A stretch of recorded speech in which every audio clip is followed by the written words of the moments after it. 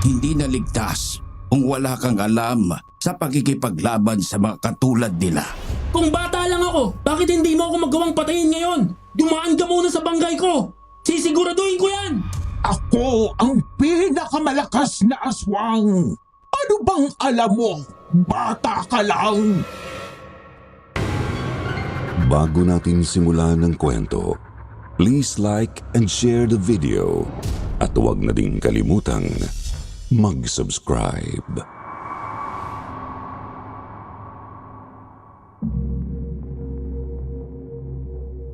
Minsan sa buhay, hindi natin maiiwasang sundin ang nais natin kahit hindi tayo sigurado kung ito ay tama o mali. Bilang mga bata, hanggang saan nga ba ang ating kaalaman sa tama at mali? Nauunawaan na ba natin ang makakabuti mula sa hindi? Ang kwento ko ay hindi perpekto, ngunit ito ang naging pundasyon ng kung sino ako ngayon. Lolo, kailan po ba babalik si Mama? Ay nako, hindi natin alam kung kailan. Pero hayaan mo, siguradong babalik din naman yun. Kailan nga po?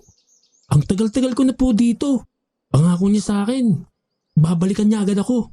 Sinabi ko naman sa iyo, walang problema kung nandito ka o nasaan ka man. Ang mahalaga, ligtas ka. Kailangan ko po kasi si Mama. Ano ka ba naman? Maayos ang buhay natin dito. Nakakakain tayo ng 3 beses sa isang araw. Minsan higit pa. Hindi mo na kailangan panghanapin ang iyong ina. Tsaka, alam mo, babalik din yan kapag gusto niya. Pero Lo, sabi niya babalikan niya ako dito. Nandito lang ako kasi maghahanap siya ng trabaho.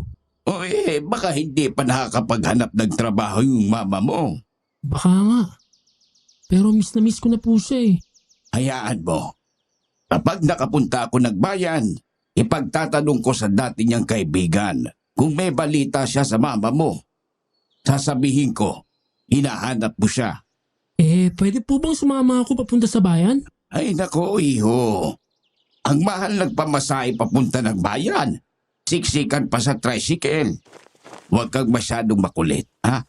Dito ka na lang muna sa bahay. Ligtas ka naman dito kahit na mag-isa ka. Saka kung may mga nagpapagamot sa akin, may makakapagsabi kung nasaan ako. Ano ba naman yan? Kasi Lo, gusto ko din makalabas, makagala. Nakakapagod po kaya kapag nandito lang sa bahay na walang ginagawa. Hayaan mo. Sa susunod na taon i-enroll na kita sa eskwelahan. Doon, mag-aaral ka. Madami kang makikilala at makakasalumuhang mga bata. Talaga, Lo? Oo, basta't pagbutihan mo lang, ha? Huwag kang magpapasaway at huwag masyadong madaming tanong sa mga magiging guro mo. Baka makulitan din sa iyo. Magandang araw po sa inyong lahat. Ako po si Andrew at gusto ko pong ibahagi ang aking kwento sa inyong channel. Ito yung kwento ng pagkabata ko na masasabi kong sobra kong ipagmamalaki. Minsan kapag kinikwento ko ito sa mga anak at apo ko, hindi sila naniniwalang totoo itong nangyari sa akin. Kaya kayo na lang po ang bahalang humusga. 7 taong gulang ako noon nang iniwan ako ng aking ina sa aking lolo. Ngunit ang kwentong ito ay nangyari noong 15 taong gulang na ako. Hindi ko nakilala ang aking ama simula pa nang magkaisip ako.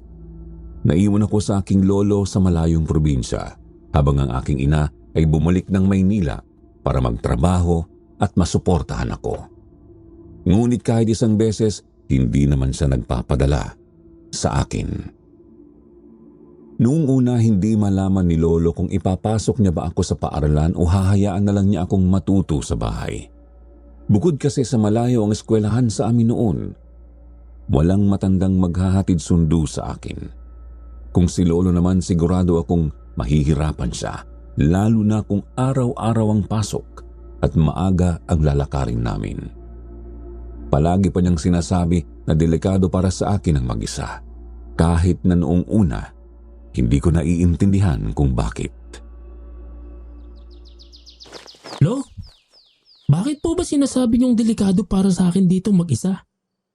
Hindi naman po ako aalis ng bahay. Alam mo, iho, marami kang hindi pa naiintindihan. May mga bagay dito sa baryo na hindi dapat na pinagsasawalang bahala. Ligtas ka rito hanggat kasama mo ko. Lo, ano po bang ibig niyong sabihin? May mga masasamang tao po ba rito? Hindi lang basta tao, Andrew. May mga nilalang na masama. At hindi mo sila dapat na sukatin sa panlabas nilang anyo. Sa murang edad ko, hindi ko lubos na naintindihan ang mga pahiwatig ni Lolo. Ngunit habang tumatagal, unti-unti kong nararamdaman ang bigat ng kanyang mga sinabi.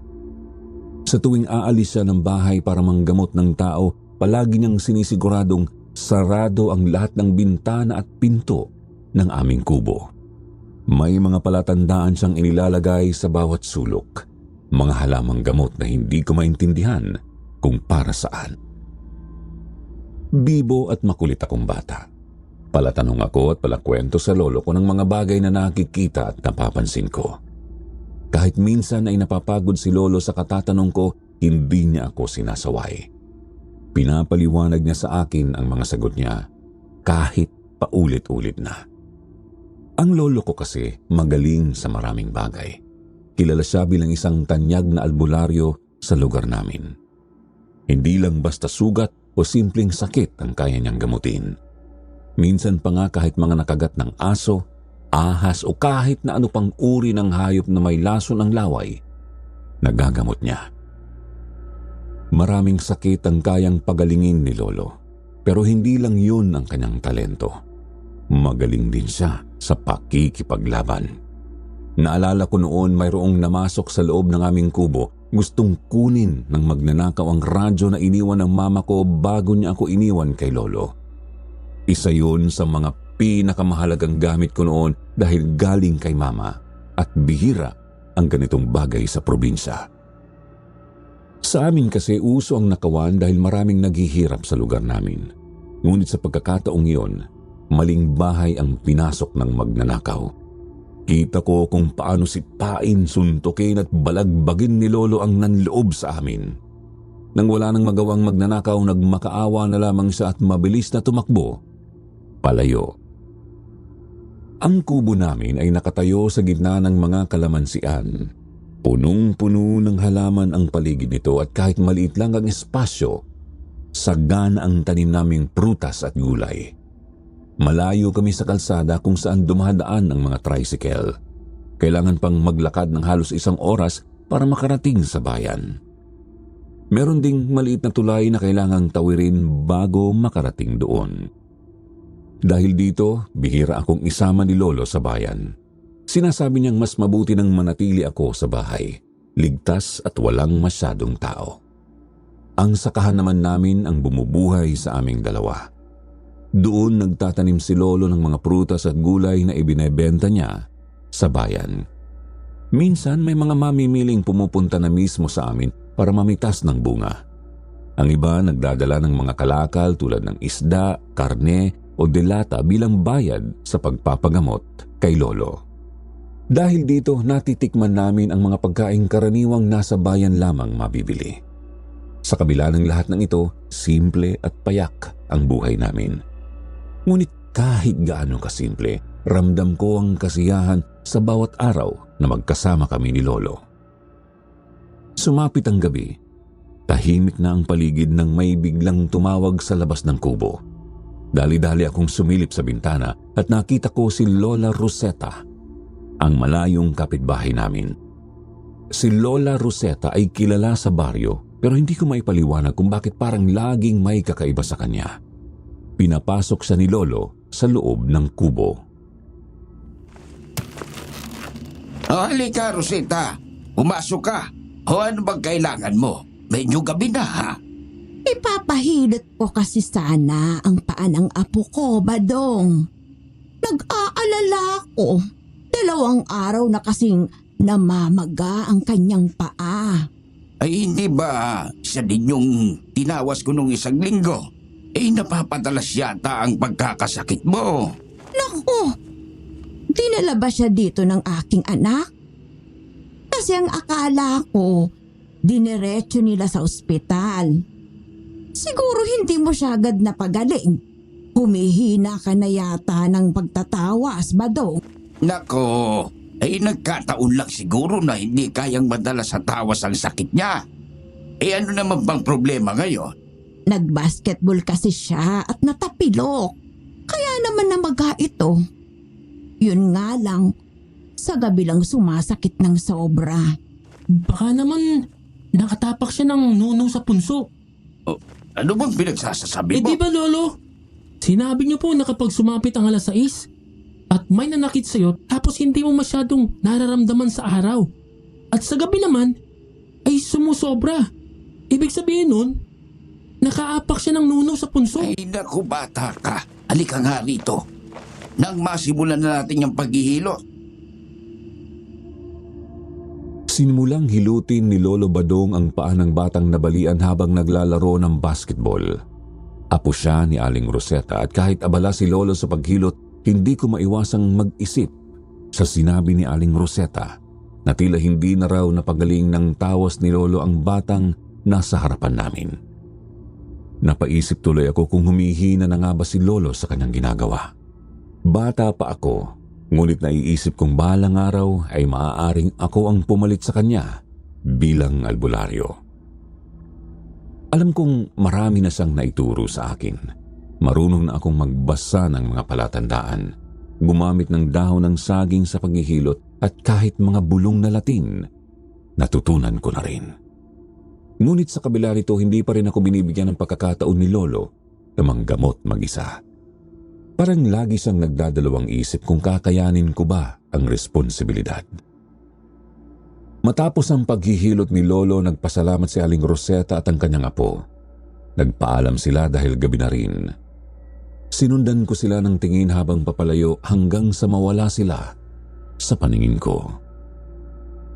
Habang papasok kami ni Lolo sa loob ng kubo, napansin ko ang isang malaking aso sa labas.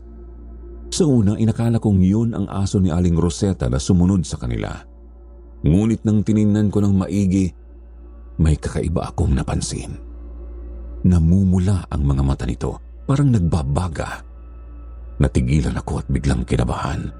Agad akong tumakbo papasok at mahigpit na humawak sa kamay ni Lolo. Hindi ko agad sinabi sa kanya ang nakita ko, baka kasi namalikmata lang ako, kaya minabuti kong manahimik muna. Pagpasok sa loob, naging abala si Lolo sa pagliligpit ng mga ginamit niya sa paggagamot. Tinulungan ko siya ngunit hindi ko pa rin mapigilan ang mag-isip tungkol sa nakita ko sa labas. Kaya naman hindi ko na rin napigilang magsalita. Nga pala, Lo. Alam mo bang kaya ko nang manggamot? Bakit hindi nyo na lang sabihin sa akin lahat tungkol sa pagiging isang albularyo? Para naman ako nang pumalit sa inyo. Masyado ka pang bata, iho. Hindi naman basta ang pagiging isang albularyo. Ang isang katulad mo ay mahilig pa sa paglalaro sa mga kaedad mo. Ang panggagamot ay dapat buong puso at dapat seryosohin. Binatilyo na kaya ako, Lo. Tsaka, nanonood naman po ako sa tuwing nanggagamot ka. Alam ko kung paano nyo ginagawa ang pagtatawas. Alam ko din po kung anong sinasabi nyo kapag binubulungan nyo ang daon ng saging na gamit na panghilot. O mabuti naman kung ganoon. Pero hindi pa rin ako kumbinsido na kaya mo ang responsibilidad ng panggagamot o ang pagiging isang albularyo. Ang isa pa, hindi lang panggagamot sa may mga sakit ang tungkulin ng isang katulad ko. Bakit, Lo? Ano pa po bang ginagawa ng isang katulad nyo? O ng isang albularyo? Huwag nyo sabihin, Lo, na lumalaban din kayo sa mga aswang? Ay nako, sa panahon ngayon ay wala nang ganoon. Hindi na uso yung mga aswang-aswang na yan. Susunod, huwag kang maniniwala kung hindi mo nakita ng dalawang mata mo. Hindi ba ikaw po ang nagsabi sa akin noon na may mga aswang? Tinatakot niyo lang po ba ako? Parang gano'n na nga. Napakakulit mo kasi. Halina at matulog na tayo. Pasado ng gabi. Hindi rin nagtagal, pumasok na ako sa kulambo na inihanda ni Lolo kanina. Habang nakahiga kami, naalala ko ang bagay na nakita ko sa labas. Hindi ko matiis na hindi ito sabihin kay Lolo. Kaya inipon ko ang lakas ng loob ko. Lo, may nakita pala akong aso kanina dun sa may puno ng saging malapit sa daanan na dinadaanan ni Lola Rosetta. Napakalaki niya po. Sobrang kakaiba ng aso na yun. Baka naman asong alaga lang ni Aling Rosetta. Parang hindi naman, Lo. Hindi naman siya sumunod kay Aling Rosetta at hindi rin sa kanila nakatingin. May kanino naman? Sa atin po. Ha? Kung makatingin nga po para bang binabantayan niya tayo. Tapos yung mata niya, Lo, namumula ng sobra. Kumikislap siya sa sobrang pula. Parang flashlight na walang baterya. Alam mo yun, Lo? Ay nako, baka naman namamalikmata ka lang. Baka tinamaan lang siya ng flashlight ni Aling Rosetta. Kaya nabula yung kanyang mga mata. Ganun ba? Posible pala yun? Tumangulang si Lolo sa akin, ngunit hindi lubos na nawala ang kaba ko. Sa loob-loob ko, alam kong may kakaiba sa asong yun. Pinili ko na lang na manahimik at hayaang bumalik ang normal na pakiramdam ko sa piling ni Lolo. Hanggang sa matulog na kami ng gabing yun. Bigla akong naalimpungatan dahil sa isang hindi pangkaraniwang ingay. Pagmulat ko ng aking mata, agad kong hinanap si Lolo. Ngunit wala na siya sa tabi ko at sa loob ng kulambo. Nanatili akong gising at habang pinagmamasdan ng dilim sa paligid, iniisip ko kung saan siya pumunta. Mabilis akong bumangon at hinanap siya sa buong kubo. Bumaba ako ng 3 palapag at sinilip ang kusina at pagkainan, ngunit hindi ko pa rin siya makita. Habang binabaybay ko ang bawat sulok ng kubo, rinig ko pa rin ang malalakas na tunog na parabang may hayop na nasasaktan. Habang lumalakas ang tunog, ang puso ko naman ay nagsimulang mag-alala. Dahil sa aking pagiging usyoso at takot, sumilip ako sa bintana. Doon ko nakita ang isang malaking aso na inaatake si Lolo. Napansin ko kung paano sila nagpapalitan ng atake at depensa. Napapaatras si Lolo at halata ko sa mga galaw niya na medyo nadudulas ang mga paa niya. Ang asong yun ay malakas at kitang-kita ko sa galit nitong mga mata na walang takot at handang manakit. Dahil sa laki ng aso, alam ko na ito ay delikado. Gusto kong sumigaw sa takot ngunit wala akong lakas na maglabas ng tunog. Alam kong wala akong sapat na kakayahan para harapin ang hayop na yon. Masyado pa akong bata at walang laban. Naisip ko pa nga na baka gamitin lang ako ng aso bilang kahinaan ni Lolo. Kaya naman nanatili akong nakasilip mula sa bintana. Tanging takot at pangamba ang nararamdaman ko. Habang naglalaban ang aso at si Lolo, napansin kong hawak ni Lolo ang buntot ng pagi na palaging nasa bubong ng aming kubo. Yun ang ginagamit niyang panghampas sa mga hayop kapag may panganib. Nang makita ko ito, mas lalo akong natakot dahil alam kong hindi basta-basta ang laban nila. Umikot ang aso at mukhang susugurin niya si Lolo, ngunit sa tamang pagkakataon nahawakan ni Lolo ang buntot ng pagi at mabilis niyang inihampas sa aso. Ang aso ay pilit na pumipiglas, ngunit mabilis si Lolo at patuloy niyang hinahampas ang hayop. Halos mang-iba ang itsura ng aso dahil sa sakit ng mga hampas ni Lolo. Sa huling pagkakataon, nagsisigaw si Lolo at mukhang binabalaan ang asong yun. Umalis ka ditong hayop ka! Isiguraduhin kong mapapatay kita kung babalik ka pa dito! Bawat hampas ni Lolo, umuusok ang tinatamaan nito. Ang amoy ng nasunog na balahibo ng aso ay nagsimulang magpasakit sa aking ilong. Ang aso na labis na nasaktan, sumigaw sa sakit at napilitang tumalon. Kasabay ng pagtalon ng aso ay ang mabilis itong pagtakbo palayo habang nakaharap pa kay Lolo.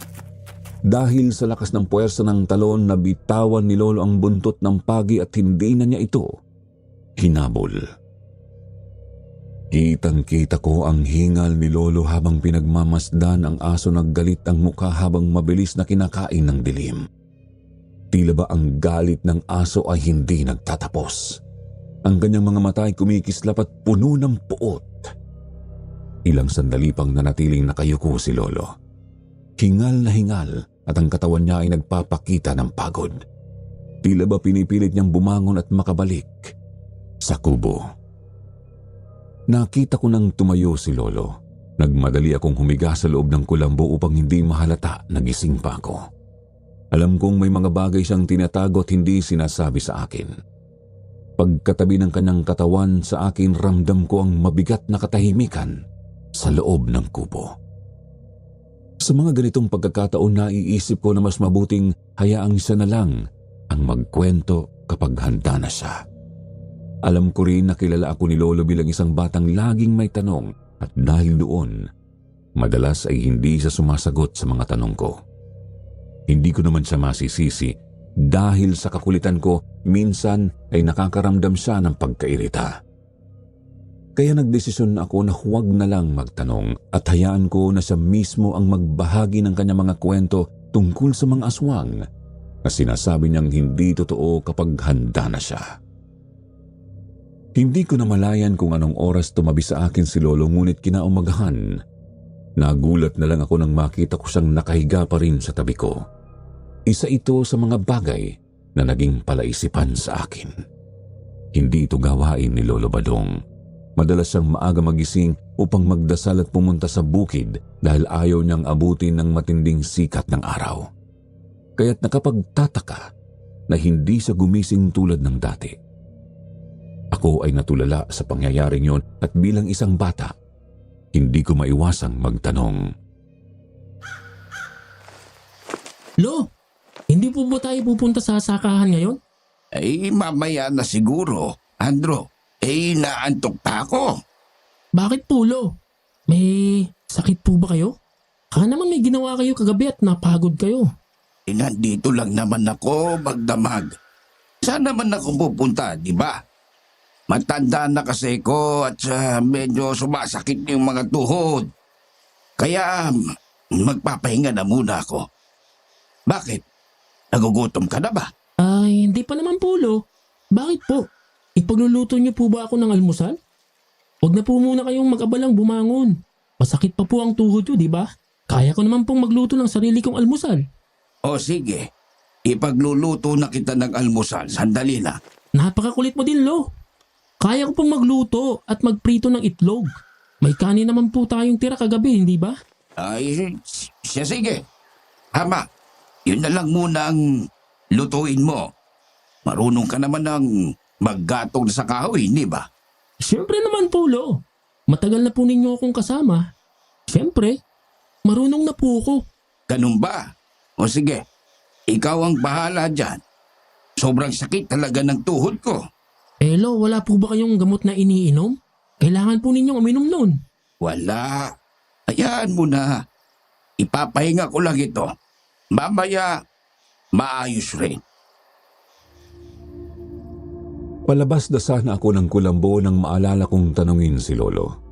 Napansin ko kasing nanghihina na siya at naalala ko ang sinabi ni Aling Rosetta. Nais ko talagang malaman kung may koneksyon ba ang sinabi niyang yun kay Lolo at kung may epekto ba sa panggagamot ang nararamdaman niyang sakit. Lo, pag po ba mahina ang tuhod, umihina rin po ang epekto ng tawas? Kasi sabi po ni Lola Rosetta, parang umihina na raw po kayo. Nako, minsan, may mga tao na hindi napapagaling ng isang katulad ko. Lalo na kung hindi naman sila naniniwala sa akin. Alam mo kasi, ang isang albularyo, nakakapagpagaling lang ng taong naniniwala sa kanya. Pero kung ang taong nagpapagamot sa iyo ay hindi buo ang tiwala sa iyo, may posibilidad na hindi mo siya mapagaling. Ibig pong sabihin, Lo, kung meron pong magtitiwala sa akin, kaya ko rin po silang pagalingin? Anong pinagsasabi mo? Albularyo ka na ba? Di pa po, Lo, pero tinuturuan niyo na po ako. Ibig pong sabihin, pagdating ng panahon, ako na po ang papalit sa inyo. Ako na po ang batang albularyo. Nako, ano ka ba naman? O sige na, magluto ka na lang ng almusal mo. Hindi po, Lo. Gusto ko talagang maging katulad ninyo. Paano po kung hindi na dumating si Mama? Anong gagawin ko dito? di mo agad matututunan ng pagiging albularyo. Kaya nga po gusto kong matutunan ng lahat. Magiging magaling po ako, Lo. Pangako. Kung maaari lang eh. O sige na, pag-almusal ka na doon. Ang dami mong tanong. Umama ka na doon. Basta po, Lo, ha? Kapag hindi nyo na po gustong manggamot, ako na pong magiging albularyo. Ako po ang magiging batang albularyo ng baryo natin. Eh, nako. Ewan ko sa'yong bata ka. O sige na, mag-almusal ka na doon. Ang kulit mo talaga. Dito sa probinsya namin, kahit bata ka pa, kailangan marunong ka na sa mga simpleng gawain. Lalo na't dalawa lang kami ni Lolo. Kung minsan, maaga siyang umaalis at pumupunta sa sakahan para magtrabaho at naiiwan akong mag-isa sa bahay. Kahit tinuturuan na ako ni Lolo ng mga simpleng bagay tulad ng pagtatawas, hindi pa rin siya nagtitiwala sa akin na kaya ko na. Akala niya kasi puro kakulitan lang ang alam ko. Siguro nga bata pa ako at baka hindi pa niya ako nakikita bilang ganap na katuwang sa mga gawaing tulad ng paggagamot. Pero may angking talino ako na hindi madalas nakikita sa mga batang kasing edad ko. Minsan naiisip ko na baka hindi lang talaga siya makapagpatawad sa sarili niyang pagkakamali sa nakaraan, kaya gusto niyang gawin lahat para sa akin. Matapos akong magluto ng almusal, tinawag ko si Lolo. 2 itlog lang ang niluto ko, sapat na para sa aming dalawa. Sinabihan ko siyang kumain na para kahit papaano ay maibsan ang sakit ng tuhod niya. Alam kong matigas ang katawan ni Lolo dahil sa mga taon ng pagtatrabaho sa sakahan, pero hindi ko gustong magdusa siya. Nang magtanggi siyang bumangon, nagsimula akong mag-alala. Lolo, halika na. Dinagdagan ko po ang nilutong itlog. Baka gutom lang yung sakit ng tuhod mo eh. Ikaw talagang bata ka. Tsukdulan talaga ang pagkakulit mo. Sige na, Lo. Kumain na po tayo, lalo pa't wala kayong gamot. Uy, naku, bata ka. Ang sakit-sakit nga ng tuhod ko. Eh, paano ako bababa? Halika na, Lo. Haalalayan ko po kayo. Inalalayan ko si Lolo na makalabas sa loob ng kulambo at pababa sa hagdan. Kita ang pagod sa mata ni Lolo at ang paika-ika niyang paglalakad. Sigurado akong ito'y dahil sa sagupaan kagabi, kahit ayaw niyang aminin sa akin. Naupo kami sa lamesa upang magsimulang kumain. Napansin ko ang mapanuring tingin ni Lolo Badong sa akin habang kumakain kami. Gusto mo ba talagang maging albularyo? Oo naman, Lo. Alam niyo naman po na matagal ko na itong hinihingi sa inyo. Ang dami ko na rin pong natutunan sa inyo. Pero ayaw niyo po akong hayaang manggamot mag-isa. Hindi naman sa ayaw ko. Natatakot lang ako na baka hindi ka paniwalaan ng mga tao. Eh, paano po nila ako paniniwalaan kung wala silang resulta na makikita? Kaya mas maganda po magkaroon ako ng resulta para maniwala sila. Hindi ako sigurado kung napaniwala ko si Lolo sa sagot ko. Pagkatapos namin kumain, bumalik siya sa higaan at nagpahinga ulit.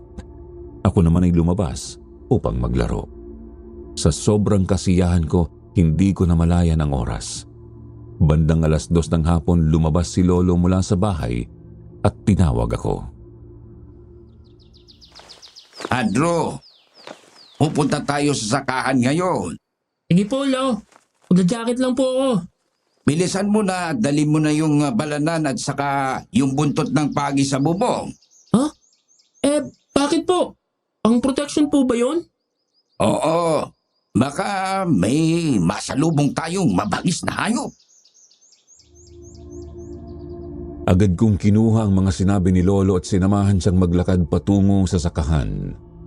Habang naglalakad kami, pasipol-sipol pa ako, pero tahimik lang si Lolo. Nang makarating kami, biglang dumilim ang kalangitan. Tila babagsak ang ulan anumang oras. Lolo, mukhang uulan po ah. Mukha nga, kaya mamadaliin ko na lang ito para hindi tayo abutan ng ulan. Hayaan niyo na po akong tumulong. Ay, hindi na. Maupo ka na lang dyan. Napabuntong hininga ako at naupo sa isang tabi. Habang pinapanood si Lolo, naglaro ako ng dahon. Ginagawa itong paputok sa palad ko. Abala ako sa paglalaro nang bigla kong maamoy ang isang kakaibang amoy. Napatingin ako sa paligid at nanlaki ang mata ko nang makita ang dalawang malaking aso sa likuran ni Lolo. Lolo! Lolo, may mga aso po sa likuran nyo! Ha?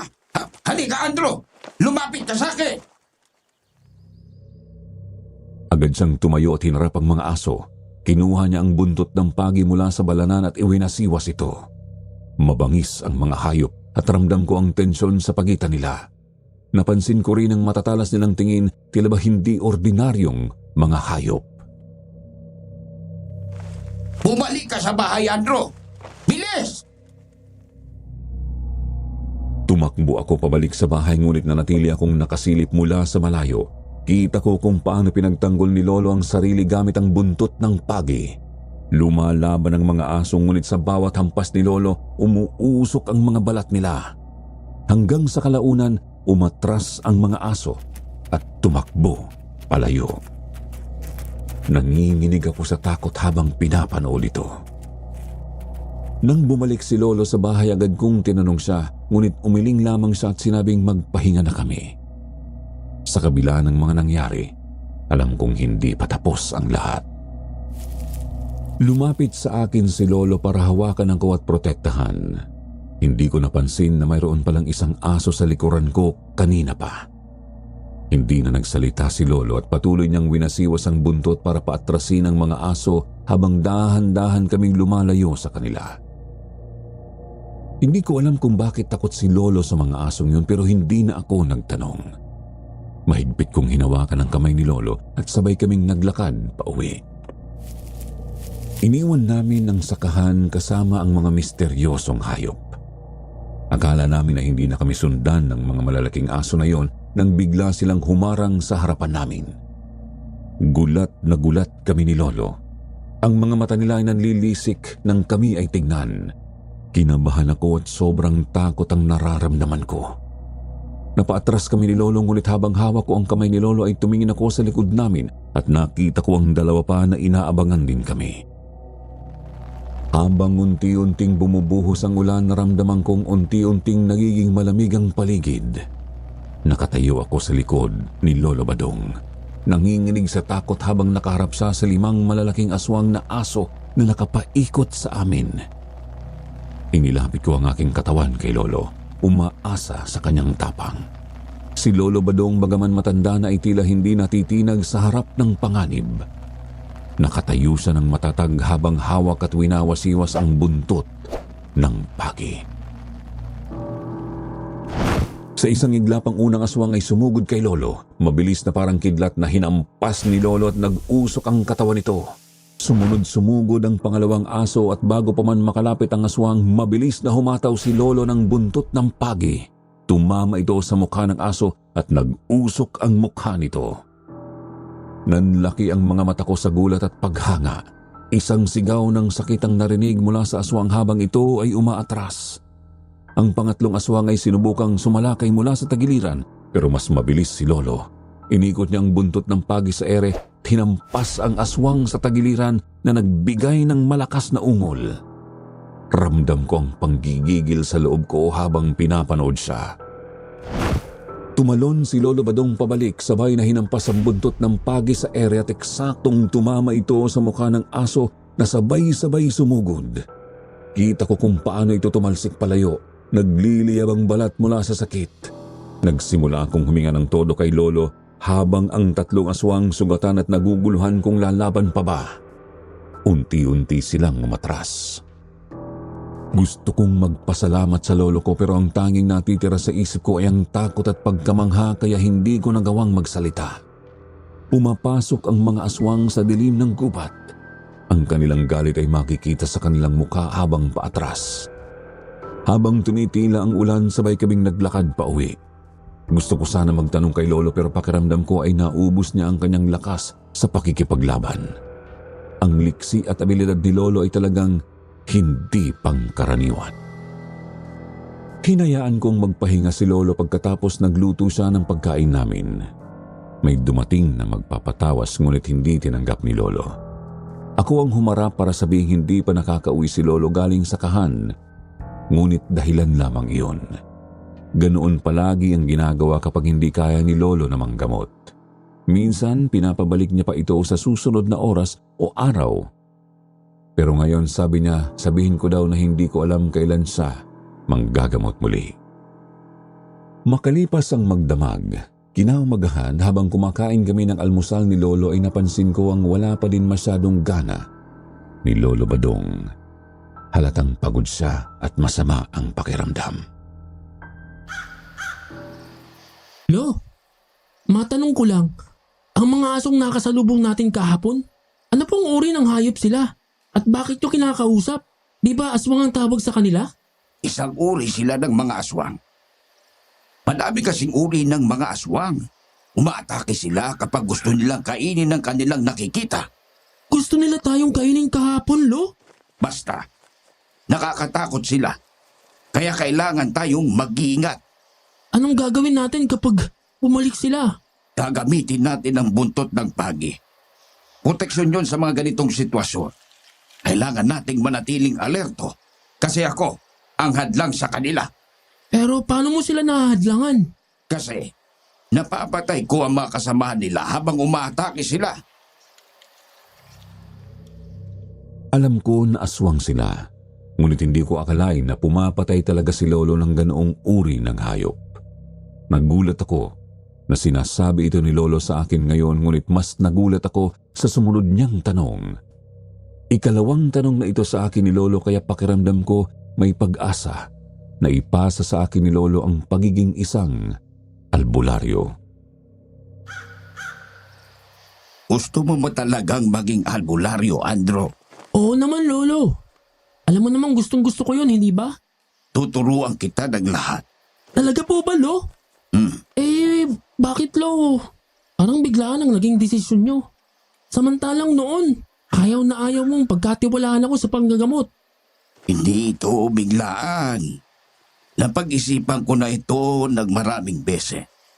Dahil sa nararamdaman ko at dahil na rin sa mga paulit-ulit na nangyayari, hindi naligtas kung wala kang alam sa pagkikipaglaban sa mga katulad nila at sa pagpapagaling sa mga tao dito sa ating baryo. Alam mo kung gaano kahalaga ang pagiging albularyo, hindi ba? Pero Lolo, ano po ba talagang nangyayari? Ang mga iyon ay isang uri ng hayop, isang uri ng halimaw, aswang. Sila ay kumakain ng laman loob ng mga tao at pumapatay ng mga tao at umuubos ng dugo. Ako ang lumalaban sa kanila dahil mga inosenteng taong kanilang mga nabibiktima. Bakit naman ikaw ang gumagawa, Lo? Wala ka bang makakatulong? Kasi walang kakayahan ng mga ordinaryong tao na lumaban. Tanging ako at ang ibang albularyo ang kayang labanan sila, lalo na sa mga mambabarang. Sila ang nagbibigay ng sakit at sumpa sa mga tao. Pero Lolo, hindi ba delikado yun? Meron akong kaalaman na ininsayo ko sa mahabang panahon. May orasyon din akong ginagamit. Kaya minsan, hindi sila nakakalapit sa akin. Maraming pagontra din akong alam sa iba't ibang uri ng aswang. Ganun po ba, Lolo? Oo, kaya ikaw, kailangan mong pag-aralan ng lahat ng yan. Kailangan mong matutunan kung talagang gusto mo. Wala akong ibang aasahan kundi ikaw.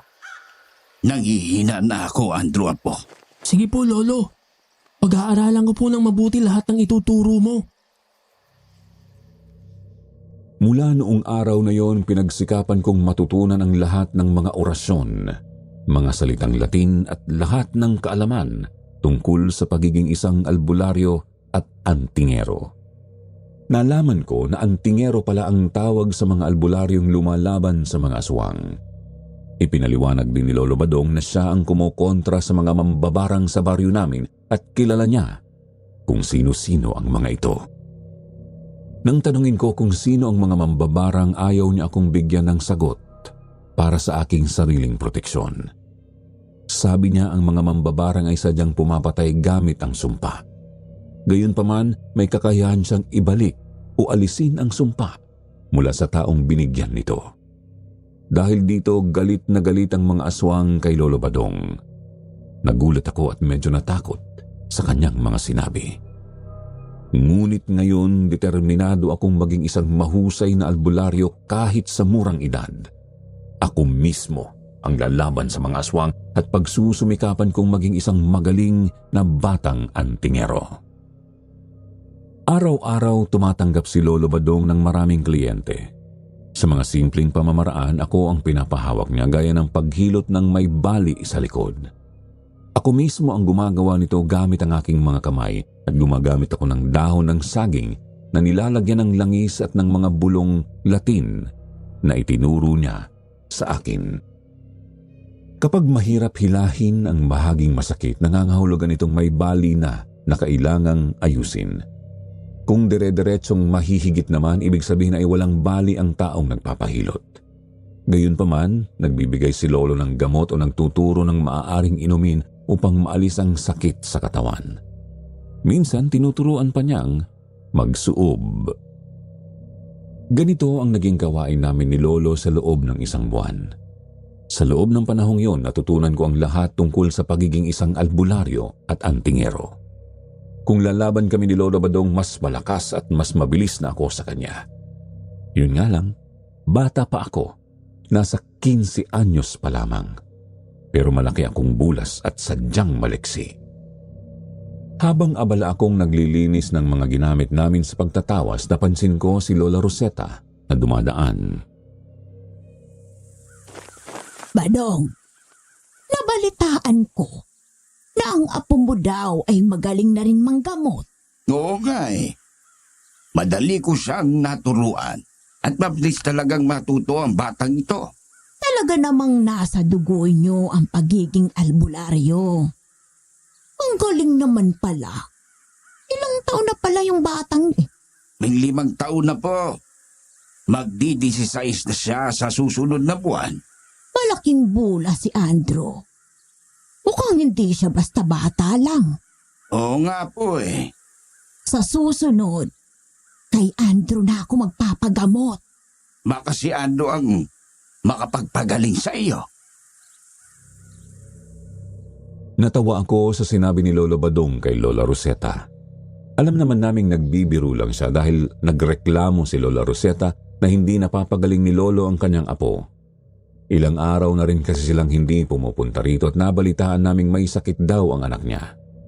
Sigurado akong hindi sila ganap na nagtitiwala sa aming panggagamot kaya naiintindihan ko kung bakit siya pinagtatawanan ni Lolo Badong. Sa mga nakaraang araw, hindi na rin pumupunta si Lolo Badong sa sakahan. Minsan ay sumasaglit kami pero hindi na kami tumatambay roon para magtanim o mag-ani. Mas pinagtutuunan ko ngayon ng pansin ang paggamot. Marami rin ang nagbibigay sa amin bilang kabayaran kaya't may pagkain kami ni Lolo Badong araw-araw. Hindi kasi kami nagpapabayad ng pera. Lahat ng pumupunta ay nagbabayad sa amin ng saging, bigas, isda at iba pang bagay na kaya nilang ibigay. Dahil matagal na kaming hindi nakakapunta sa sakahan, nagdesisyon si Lolo Badong na pumunta roon mag-isa habang ako naman ay naiwan sa bahay. Nag-alala ako pero napilit niya akong payagan siya dahil pakiramdam niya ay masyado na siyang walang ginagawa rito. Lahat ng paggagamot ay sa akin na nakatoka. Gusto niya ring makaupo at maggamas ng mga damo sa sakahan kaya pumayag na lang ako. Total, may mga pasyente rin akong kailangang asikasuhin dito sa bahay. Sa isang araw, kadalasan ay 5 o hindi bumababa sa 3 kliyente ang dumarating para magpagamot. Lolo, sigurado ka ba na pupunta ka ng sakahan? Ano kung takihin ka ng mga aswang? Sigurado akong hindi nila magagawa iyo.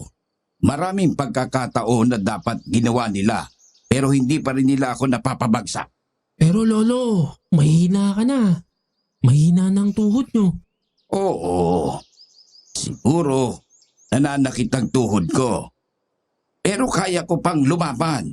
Tandaan mo yan. Sa pagkikipaglaban sa aswang na kaya ako nagkakalyo at nagkauban, Andrew. O sige na, Lolo. Basta kung sakaling magkaroon ng problema, pumito ka lang ng malakas ha. Pitulo ha. Nasa leg mo lang. Oo da. O sige. Pumito ka lang din kung sakali, ha? O sige, Lolo. Mag-iingat ka ha. Hindi naman malayo ang sakahan kaya medyo nakaramdam ako ng ginhawa. Yun nga lang hindi ko siya matanaw mula sa aming kubo. Nasa dulo siya ng maliit naming lupain.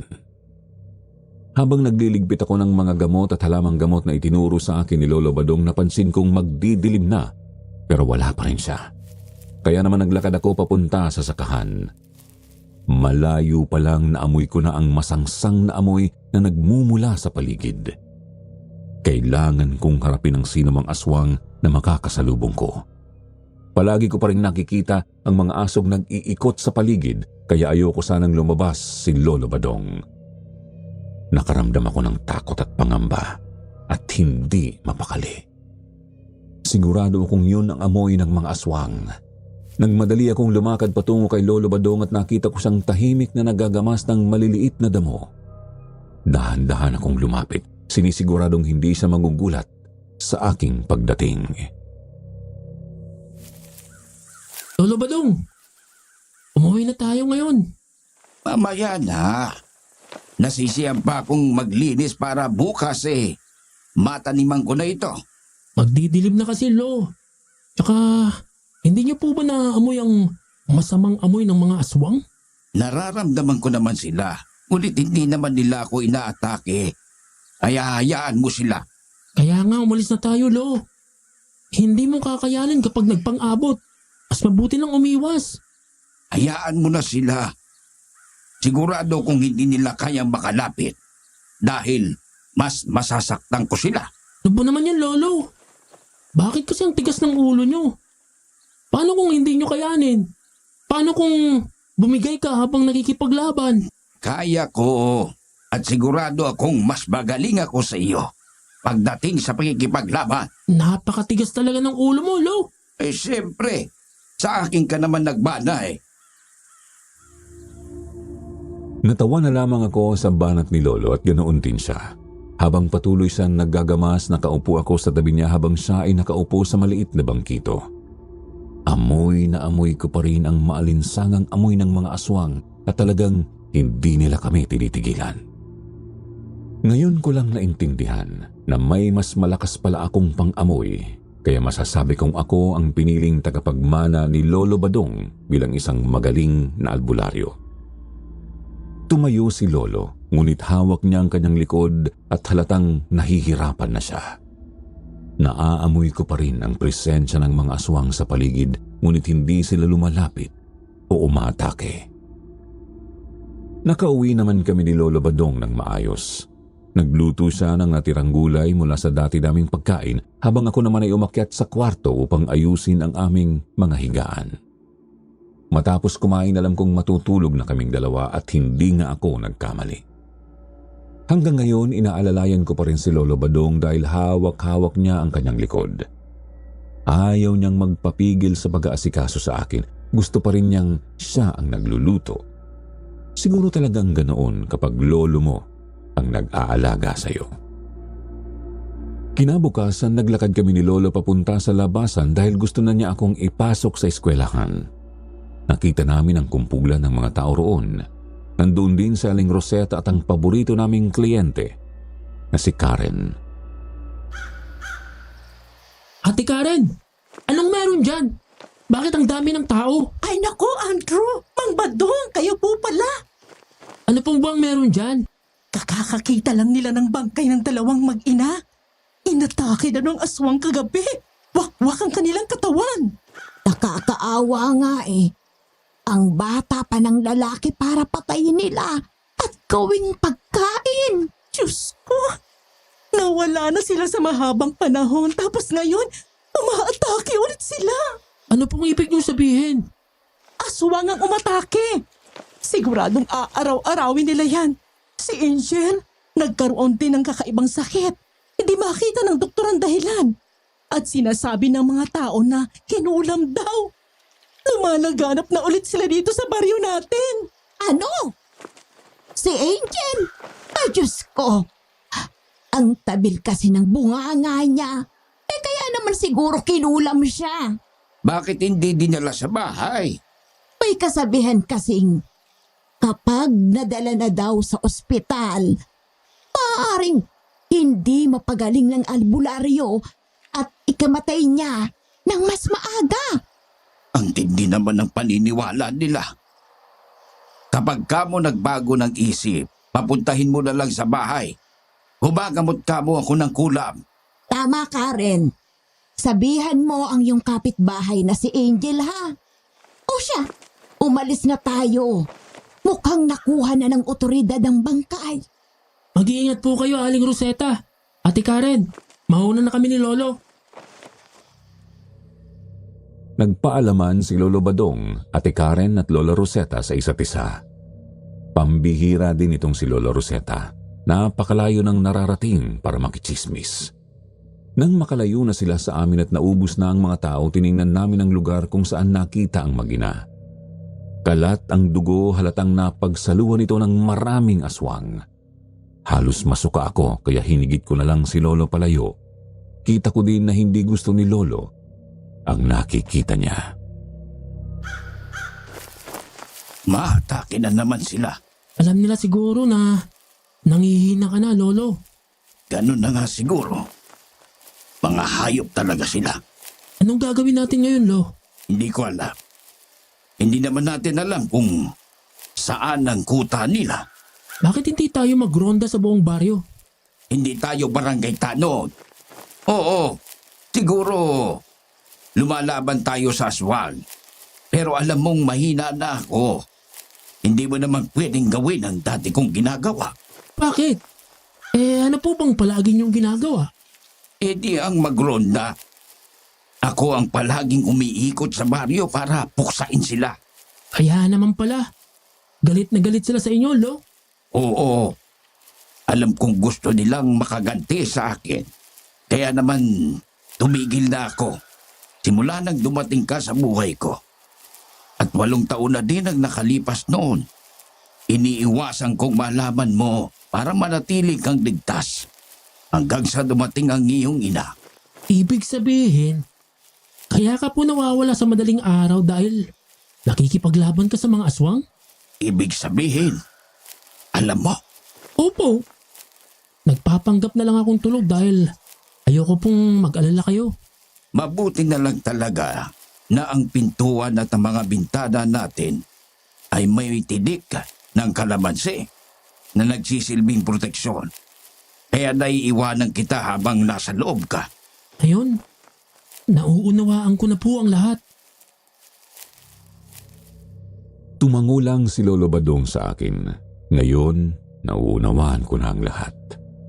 Naglalakad kami ni Lolo pauwi habang nagkikwentuhan. Hindi na kasi kami tumuloy sa pupuntahan namin dahil sumama din ang lasa ko dahil nasusuka ako sa nakita ko kanina. Hindi naman nagtanong si Lolo nang pabalik sa bahay ang tinatahak naming daan.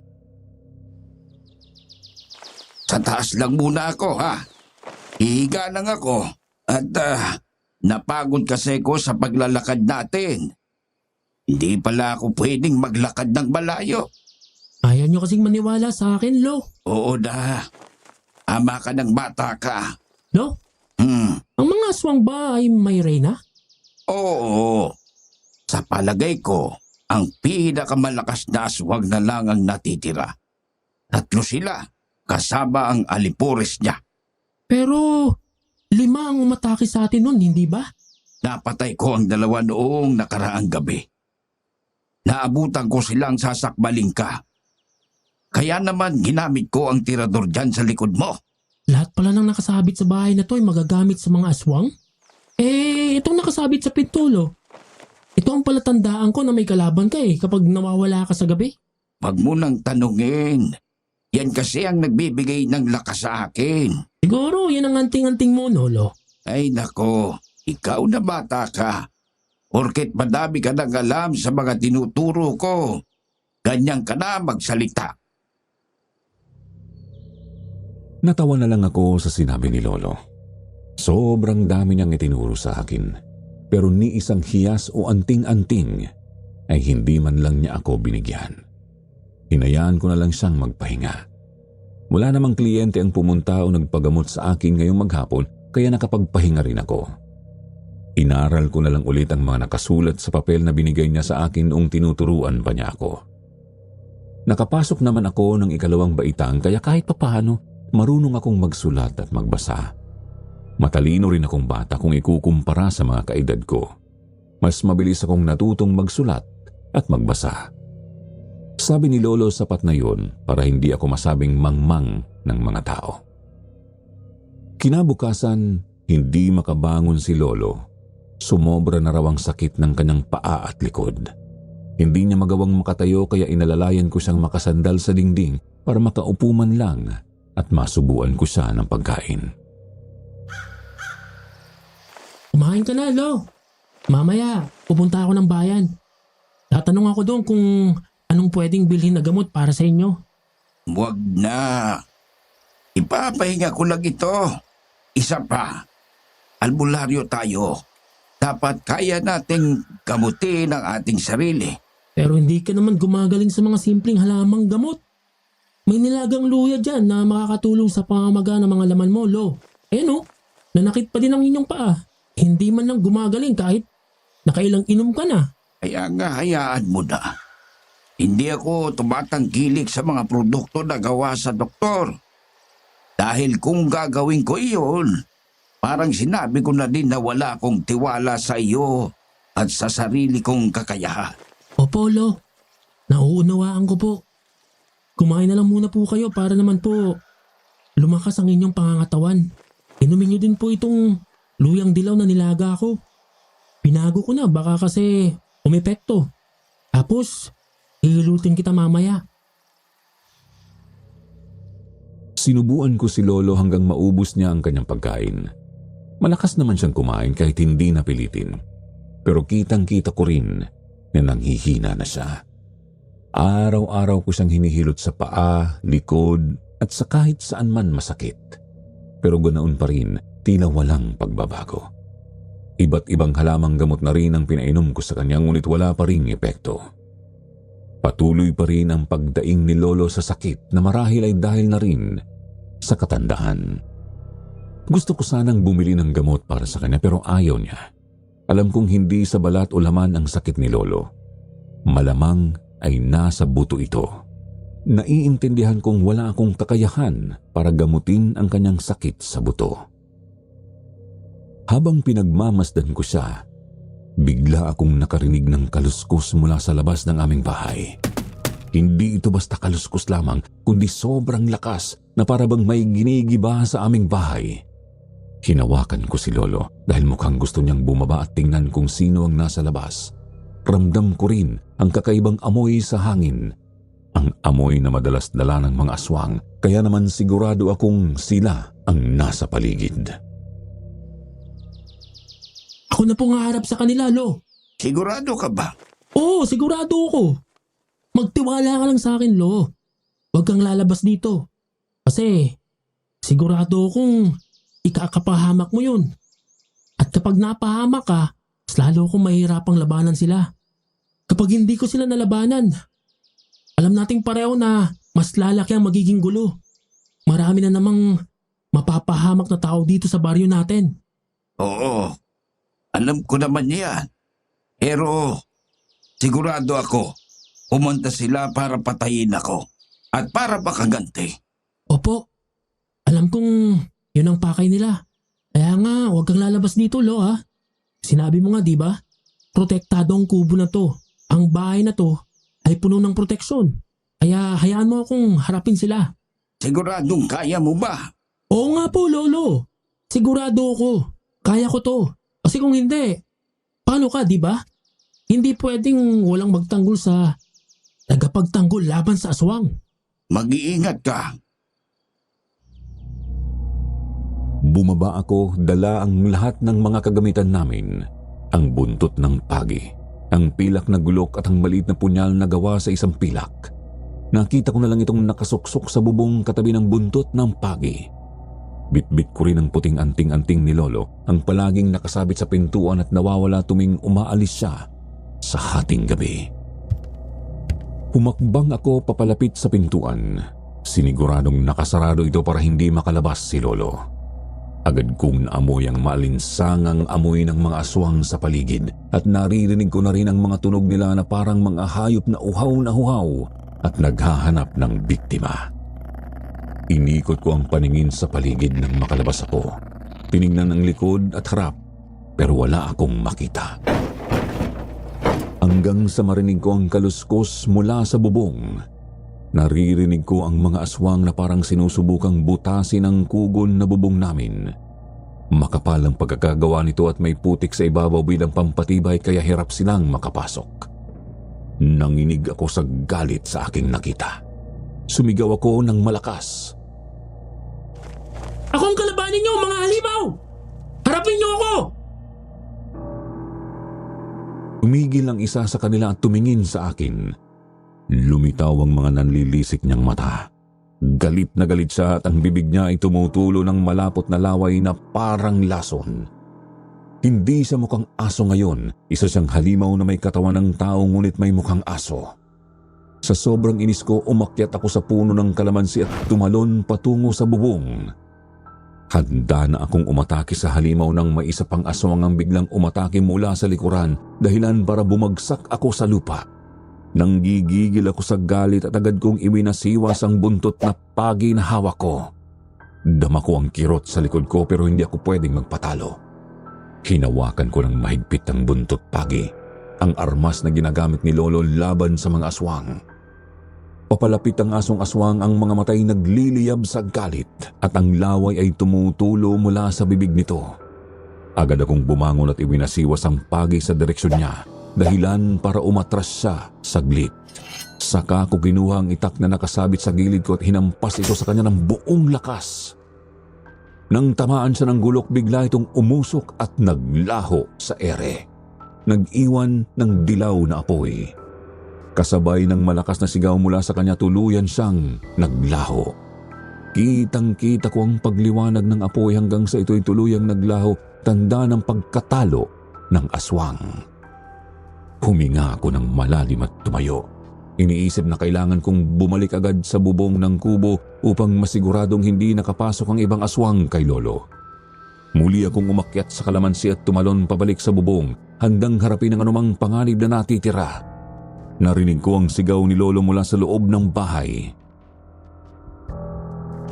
Andrew, mag-iingat ka! Siya ang pinakamalakas sa lahat ng aswang! Sige, Lo! Basta wag kang lalabas! Nakipagsalpukan ako ng suntok sa aswang na mas malaki at mas mabangis kaysa sa inaasahan ko. Inikot ko ang mga mata ko sa paligid para makahanap ng lugar na mas malayo sa kubo ni Lolo. Ayokong magiba ang aming tahanan dahil sa sagupaan namin. Kaya naman itinulak ko siya ngunit hindi sapat ang lakas ko. Naisip kong tumalon na lang para sundan niya ako. Nasa lupa na kami ngayon. Nagpapalitan ng suntok. Dahil mas maliit ako, naging mas madali para sa akin ang umiwas sa mga galaw ng aswang. Naririnig ko ang mababang ungol niya. Bata ka lang. Sigurado kang kaya mo ko? Ako ang pinakamalakas na aswang. Ano bang alam mo? Bata ka lang. Kung bata lang ako, bakit hindi mo ako magawang patayin ngayon? Patayin mo ako! Bago ka makalapit kay Lolo, dumaan ka muna sa banggay ko. Sisiguraduhin ko yan! Kakainin ko ang bawat piraso ng katawan mo. Subukan mo ko! Determinado akong mapatay siya. Hindi na ako papayag na aswang lang ang makakapatay sa lolo ko. Mahabang panahon siyang lumaban para sa iba, kaya ako na ang lalaban para sa kanya. Muli siyang umatake, ngunit mabilis akong umiwas. Sa bawat galaw niya, lumalayo ako. Iniwasan ang bawat hampas at pagkilos niya. Matulin ako at patuloy na naglalaro sa paligid niya. Hindi ko alam kung gaano pa ako tatagal pero sisiguraduhin kong lalaban ako hanggang sa huli. Isang mabilis na sipa ang ginawa ko sa ulo niya. Halos para na akong lumilipad sa bawat talon ko, tulad ng palakang tumatalon sa gitna ng laban. Nang napaatras ko siya dahil sa lakas ng sipa ko, biglang bumalik sa isipan ko ang kinuha kong puting anting-anting mula kay Lolo. Naramdaman ko ang kakaibang enerhiya na dumadaloy sa katawan ko. Parang may dumagdag sa lakas ko dahil sa anting-anting na ito. Napalunok ako sa sorpresa at tuwa. Siguro nga dahil kay Lolo kaya ang lakas ko ngayon. Pakiramdam ko kaya kong tapatan kahit ang pinakamalakas na aswang sa harapan ko. Tumayo ako ng mas matatag. Hindi ko pinapahalata ang kaba sa dibdib ko. Inayos kong maigi ang anting-anting sa aking dibdib. Huminga ng malalim at muling humarap sa aswang. Nagngangalit ang aswang, ngunit kitang-kita ko ang bahagyang pagdadalawang isip sa mata niya. Hindi ko mahawak ng pilak na gulok dahil napakabigat nito. Alam kong kung pipilitin kong bitbitin, siguradong babagal ang mga galaw ko. Kailangan kong umasa sa bilis ko para maiwasan ang bawat atake ng aswang sa halip na direktang makipaglaban gamit ang gulok. Habang pinagmamasdan ko ang aswang na naghahanda sa susunod niyang pag-atake, napagtanto kong mas mabuti kong itutok ko sa maliit na armas ang gamitin ko, kasabay ng anting-anting ni Lolo. Umikot siya upang kumuha ng puwersa para mahuli ako, ngunit nakaplano na lahat ng sunod kong pag-atake. Pagharap niya, saktong sumampa ako sa likod niya. Humawak ako sa leeg niya. Ramdam kong inaabot niya ako at nagpupumiglas siya. Hinihigit niya ang paa ko paalis sa likod niya, ngunit tinibayan ko ang hawak sa leeg niya. Hindi na ako nagdalawang isip. Kinuha ko ang maliit na punyal sa bulsa ko. Mabilisan kong sinaksak ang kanyang mata. Sumirit sa mukha ko ang mga dugo niyang kulay asul, ngunit hindi ako tumigil. Mas bilisan ko ang paghugot at muling pagsaksak sa mata niya. Dalawang mata niya ang sigurado akong nasaktan ko, at mukhang hindi niya agad mapapagaling ang mga ito. Tumakbo sa palayo bago pa man ako makabalik sa sarili ko. Nang bumitaw ako sa leeg ng aswang, ang kanyang kamay ay humawak sa kanyang mata, kaya nahampas ang likod ko sa lupa. Hingal na hingal ako at kita kong lumakad palayo ang aswang. Tumatama pa siya sa pader dahil wala siyang mata. Ilang sandali pa ay narinig ko si Lolo Badong. Ano? Iho, kumusta ka? Kaya mo bang bumangon, ha? Titignan ko kung anong nangyari sa'yo. Ayos lang ako, Lolo. Papahinga lang ako. Ay, mabuti naman at nakaya mo. Napatay mo ba? Yung maliit na aso napatay ko. Ngunit ang malaking halimaw, sigurado akong naalisan ko siya ng paningin. Bakit? Anong ginawa mo? Gamit to. Sinaksak ko siya sa mata. Pagod na ako pero hindi ko man lang siya nasusugatan. Naisip ko lang na sumabit sa likod niya para atakihin ang maselang bahagi ng katawan niya. At yun ang mata niya, Lo. Ay, salamat naman at napakatalino mo talaga, Apo. Mabuti talaga at nagtiwala ako sa iyo. Ikaw na talaga ang pinakabatang albularyo ng baryo natin. Ikaw ang tagapagligtas ng buong baryo. Salamat sa iyo. Ikaw yan, Lo. Kung hindi mo ako tinuruan at araw-araw na ininsayo, baka hindi ko nagawang mabulag ang aswang na yun. Si Lolo Badong ay iika-ika, ngunit tinulungan niya pa rin akong makatayo mula sa pagkakahiga ko sa damuhan. Magkaakbay kami ni Lolo habang papasok sa loob ng bahay. Pinahiga ko ni Lolo sa mahabang upuan na kawayan habang siya ay nakaupo sa gilid. Kahit medyo mahina na siya, ay tinapalan niya pa din ako ng dahon ng banaba sa katawan. Inorasyonan niya din daw ako para daw makatulog ako at makalimutan ang mukha ng aswang na nakita ko. Pinainom din ako ni Lolo ng luyang nilaga na ginawa naming salabat. Bago kami natulog, ay sabay kaming nagkape gamit ang salabat. Lo, salamat pala dito ah. Ha? Anong ginawa niya sa iyo? Bakit mo yung kinuha? Di ba sinabi mo na nagbibigay ito ng lakas sa'yo? Oo, pero hindi naman yan anting-anting tulad ng sinasabi mo. Ano po ba ito? Ang alam ko, anting-anting talaga to. Lumakas ako nang nasa dibdib ko ito nakasabit. Bata ka. Paano ka bibigyan ng lakas ng isang singsing? Iyan ang singsing namin sa kasal ng iyong lola. Kaya naman nilagay ko sa isang puting tela para naman kapag aalis ako, kasama ko pa din siya.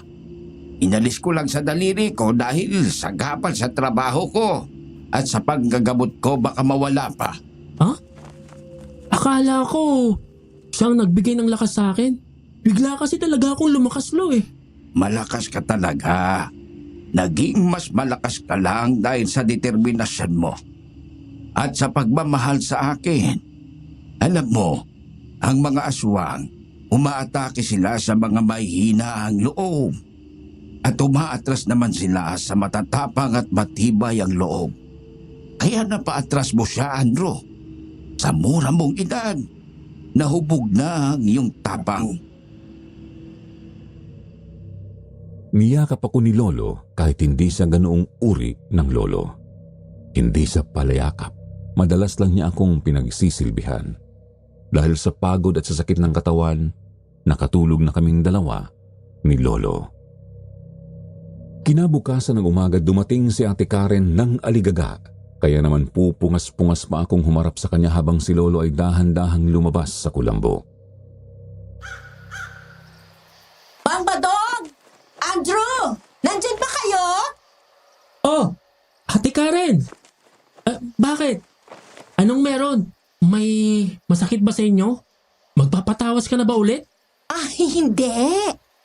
May sasabihin lang ako. Bakit, Karen? May inatake na naman ba ng aswang? Wala naman po. Ang nais ko lang sabihin na si Lola Rosetta ay umalis na. Usap-usapan dito na bulag daw si Lola Rosetta. Tatanong ko sana kung alam niyo ba yon? O nagpagamot na ba sa inyo ng may katarata? Kasi yun ang sinasabi ng mga kapitbahay niya. Ano? Dalawang mata niya ba sugat? Nakita daw ba nila? Oo, nakita daw nilang lahat. Nagmamadali silang umalis buong angkan.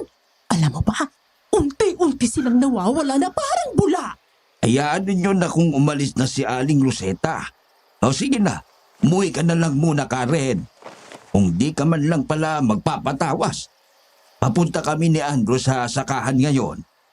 Huwag na nating isipin si Rosetta. Balik ka na lang pag magpapatawas ka na. Napadaan lang naman ako, Mang Badong. Ikaw naman, no? Sige na. Abala pala kayo maglolo. Umalis na si Ate Karen dahil pinagtabuyan siya ni Lolo.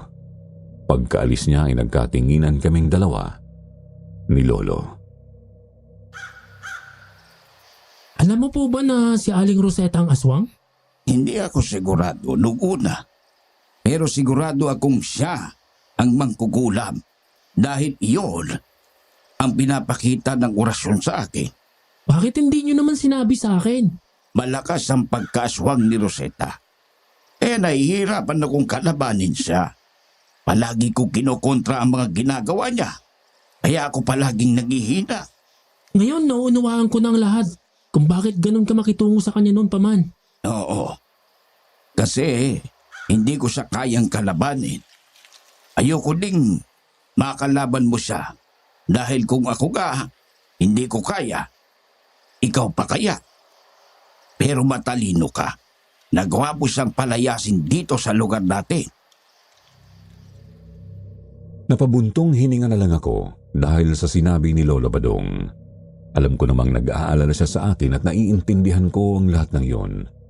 Kahit ako ay mag-aalala kung siya ang nakalaban ng malakas na aswang tulad ni Lola Rosetta. Mabuti na lang at umalis na siya sa aming baryo. Naging tahimik ang baryo namin dahil doon. Pero hindi ko maiwasang isipin na ang singsing na nakasabit sa puting tela sa pinto ay hindi pala anting-anting kahit pinaniwalaan ko ito. Akala ko sa kanya galing ang lakas na ginamit ko para kalabanin ang aswang, ngunit hindi pala.